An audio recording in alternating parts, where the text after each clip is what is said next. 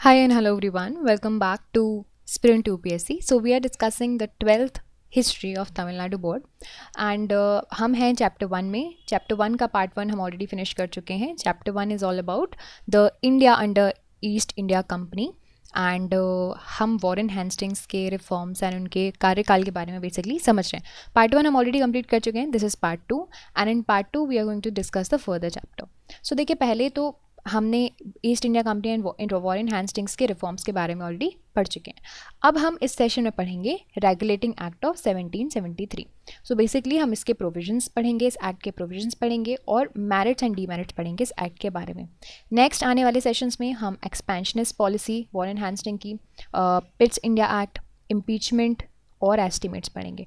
But in this session we are going to focus on the Regulating Act of 1773, उसके provisions, merits and demerits.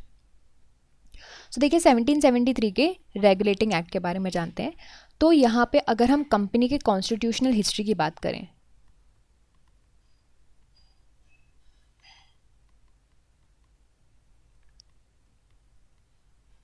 Company के constitutional history की बात करें तो regulating act 1773 का इसने नए चीज़ें खोल दी. पहले जो होम गवर्नमेंट थी इंग्लैंड की, इंग्लैंड में बैठी हुई गवर्नमेंट की बात हो रही है, वहाँ पर कोर्ट ऑफ डायरेक्टर्स होते थे एंड कोर्ट ऑफ प्रोप्राइटर्स होते थे. कोर्ट ऑफ डायरेक्टर्स, देखो आप ऐसे बताती हूँ,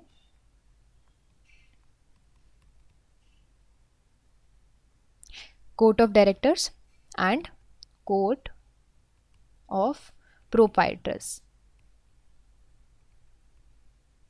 ठीक है, दो चीज़ें हुआ करती थी. कोर्ट ऑफ डायरेक्टर्स की बात करें तो ये इलेक्ट किए जाते थे. They were elected annually and practically ये आपके जो कंपनी के अफेयर्स हैं उनको मैनेज किया करते थे. In India each of these presidencies were independent. What presidencies? 3 presidencies जो अभी हमने पढ़ा, बॉम्बे, मद्रास एंड कलकत्ता. सो ये होम गवर्नमेंट के लिए रिस्पॉन्सिबल थी. Government of the presidency was conducted by governor and a council. अब देखिए, अब एक इंटरवेंशन हुआ रेगुलेटिंग एक्ट 1773 का, जिसके अंदर कंपनी के अफेयर्स में अब पार्लियामेंट्री इंटरवेंशन होगा.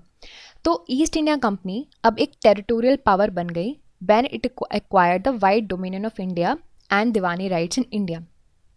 Its early administration was not only corrupt but notorious. When the company was in the financial trouble, उसके जो सर्वेंट्स थे वो बहुत ज़्यादा अफूलेंट बन गए. फिर फेमाइन आ गया बंगाल में, जिसकी वजह से एग्रीकल्चरलिस्ट को बहुत ज़्यादा इफेक्ट पड़ा. As a result revenue collection poor हो गया और कंपनी एकदम बैंकरप्सी पे आ चुकी थी. फिर 1773 में कंपनी ने कहाँ पर गए? ब्रिटिश गवर्नमेंट के पास गए कि हमें लोन चाहिए.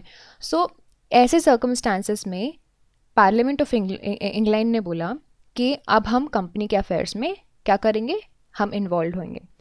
लॉर्ड नॉर्थ जो कि प्राइम मिनिस्टर थे इंग्लैंड के, उन्होंने एक सिलेक्ट कमिटी को अपॉइंट किया और बोला कि चलो ठीक है, आप ये कंपनी के अफेयर्स को देखो कि क्या हो रहा है यहाँ पे. रिपोर्ट सबमिट की गई और उन्होंने बोला कि एक रेगुलेटिंग एक्ट आने वाला है और रेगुलेटिंग एक्ट आना चाहिए, रिकमेंड किया उन्होंने. यही था रेगुलेटिंग एक्ट 1773. अब प्रोविजन समझते हैं इस एक्ट के. सो रेगुलेटिंग एक्ट जो था that reform the companies government at home and in India. Important provisions क्या थे? The term of the office of members of court of directors वो 1 से 4 साल के लिए कर दिया गया. ठीक है, 1/4 जो थे ये रिटायर होते थे हर साल. ठीक है, इसमें से देखिए, जैसे कि अगर जो भी मेंबर्स हैं इनमें से 1/4 रिटायर हो जाएंगे हर साल. And the retiring directors were not eligible for the री इलेक्शन, यानी कि हर बार नए व्यक्ति ही यहाँ पर आएंगे, बट 4 साल तो एटलीस्ट इसमें रहेंगे. फिर उसके बाद governor of Bengal was style the governor of general of Fort William, जिनका टेन्योर था 5 साल का कर दिया. फिर काउंसिल ऑफ 4 मेंबर्स अपॉइंट की गई गवर्नर जनरल को असिस्ट करने के लिए, है ना. And the government was to be conducted in accordance with the decision of the majority and governor general has a casting vote in the case of tie. Or governor general in council was made supreme over the presidencies in the matters of war and peace. तो हर ऊपर सबसे ऊपर position आ गई आपके governor general की. Provision was made in the act for the establishment of supreme court. अब supreme court कहाँ पे बनाएंगे लोग? कलकत्ता में. ठीक है. चीफ जस्टिस होंगे, है ना, एक चीफ जस्टिस होंगे और 3 सीनियर इनके जूनियर जजेस होंगे. And it was to be independent of the governor and his council, यानी कि काउंसिल एंड गवर्नर जो पॉलिटिकल पावर हो गई उससे एकदम इंडिपेंडेंट रखेंगे. फिर उसके बाद फाइनली 1774 में सुप्रीम कोर्ट एस्टेब्लिश किया गया बाय अ रॉयल चार्टर. ये जो एक्ट था इसने जो कंपनी के सर्वेंट्स थे इंक्लूडिंग द गवर्नर जनरल, उसकी काउंसिल, जज, सुप्रीम कोर्ट, इन सब को हटा दिया. इन सबको बोला कि कोई भी किसी भी तरह के गिफ्ट्स नहीं लेगा इन केस ऑफ काइंड और कैश, किसी भी तरीके के गिफ्ट्स नहीं लेगा. तो चीज़ें यहीं से शुरू हुई थी ना करप्शन की, तो वो भी यहाँ पे मना कर दिया. अब देखते हैं what are the merits and demerits of the act. So देखिए रेगुलेटिंग एक्ट जो था वो कंपनी के अफेयर्स में, अब कंपनी का अफेयर कहाँ से चीज़ें चलने लगी थी? पार्लियामेंट से. ठीक है. अब पार्लियामेंट चीज़ें रेगुलेट करने लगी थी. इसके अलावा parliament was concerned about the welfare of the Indians. In spite of the company, when they were there, they were only concerned about them. बहुत ज़्यादा corrupted practices तो already कर ही रहे थे.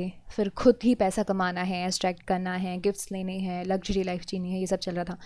लेकिन अब पार्लियामेंट को लगा है कि अगर ठीक है वो हमारी टेरिटरी है तो वो क्या करेगी, थोड़ा बहुत वेलफेयर भी करेगी. मैं यहाँ पे थोड़ा बहुत बोल रही हूँ क्योंकि कुछ ज़्यादा तो इन्होंने किया नहीं है. मेजर इनका वैसा एम तो था नहीं, तो we can't give them the whole credit, क्योंकि जब ये गए थे तो बहुत ही बुरी कंडीशन छोड़ के गए थे भारत में. सो या थोड़ा बहुत तो इन्होंने बहुत सी चीज़ें जो है इनिशिएट तो की हैं, दैट इज़ नो डाउट. फिर उसके बाद सबसे अच्छा मेरिट इस एक्ट का ये है कि इसने जो आर्बिट्री रूल है कंपनी का उसको एंड कर दिया. And it provided a framework for all the future enactments relating to the governing of India. Now, they are not trading in India, they are governing in India. That is the difference. अब defect देखते हैं. Defect was that the governor general was made powerless, क्योंकि उसकी जो council है उसके पास supreme power था. And सिर्फ और सिर्फ गवर्नर जनरल उस वक्त पे बोलेगा जब डेडलॉक क्रिएट हो जाएगा, जब एकदम 50-50 चल रहा हो और कास्टिंग वोट देने हो, तभी आपके गवर्नर जनरल का काम आएगा. उनकी मदद की ज़रूरत पड़ेगी आपको, अदरवाइज़ नहीं पड़ेगी. So that is how the governor general का जो पावर है वो पावरलेस था almost. Okay. However many of these effects were rectified by the Pitt's India act of 1784. And see देखिए आप अब यहाँ से ना, यहीं से आपको एक्ट स्टार्ट मिल जाएंगे. अब वहाँ पर बैठे हुए, इंग्लैंड में बैठे हुए लोग भारत को गवर्न करेंगे कैसे? Through the acts. पार्लियामेंट में निकालेंगे एक्ट और यहाँ के लिए, यहाँ का वहाँ पर बैठ के यहाँ का फ्यूचर डिसाइड करेंगे और यहाँ की चीज़ें डिसाइड करेंगे. अब ये जो एक्ट्स हैं वो आपको हमेशा आते हुए मिलेंगे. अब ये एक्ट कैसे आएंगे? क्योंकि देखिए जैसे कि ये आया, रेगुलेटिंग एक्ट आया, फिर उसके बाद आपके दूसरे एक्ट आएंगे, वो इस एक्ट में सुधार लेकर आएंगे. So these all are the merits and demerits of the act. I hope you understood all of these points, and by this we are wrapping up the Regulating Act of 1773. यही था इसमें समझने के लिए. नेक्स्ट सेशन में हम समझेंगे expansionist policy Warren Hastings के अंदर कैसी थी, Rohilla war, first Anglo Maratha war, second Anglo Maratha war, Pitt's India Act, उसके मेन प्रोविजंस, इम्पीचमेंट कैसे हुआ हेस्टिंग्स का, एस्टिमेट्स इन टोटल हम नेक्स्ट आने वाले सेशंस में पढ़ेंगे. So stay tune for that. If you like this video, you can subscribe to the YouTube channel for more videos and updates, and also you can download the Sprint UPSC app to practice book chapter and topic wise. Remember candidates, just reading books and watching videos are not going to help you out unless you practice thoroughly. So identify your mistakes and work to improve your performance, and Sprint UPSC is the perfect app to do all of this. अगर आपको ये video पसंद आया हो तो हमारे YouTube channel को subscribe कीजिए और वीडियोज़ एंड अपडेट्स के लिए साथ ही साथ डाउनलोड कीजिए स्प्रिंट यूपीएससी ऐप. यहाँ पर आप अपने books, chapter and topic wise practice कर सकते हैं. देखिए सिर्फ बुक पढ़ने से और वीडियोज़ देखने से बिल्कुल मदद नहीं मिलेगी जब तक आप अच्छे से प्रैक्टिस नहीं करोगे. तो अपनी मिस्टेक्स को जानिए, परफॉर्मेंस को इंप्रूव कीजिए, और स्प्रिंट यूपीएससी इसके लिए परफेक्ट ऐप है. I will see you soon in the next video. Thank you very very much.